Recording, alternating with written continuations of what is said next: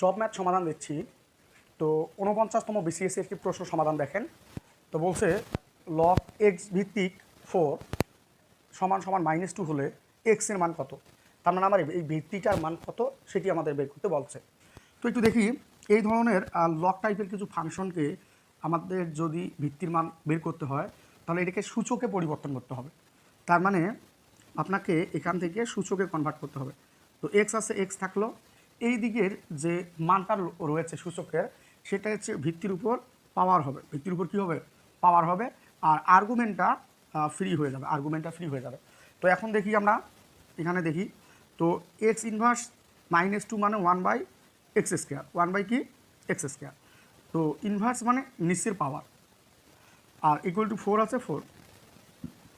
তো আমরা যদি একটু বিপরীতকরণ করি, তো এক্সটা উপরে যায়, 1টা নিচে, 1টা উপরে যায়, 4টা নিচে।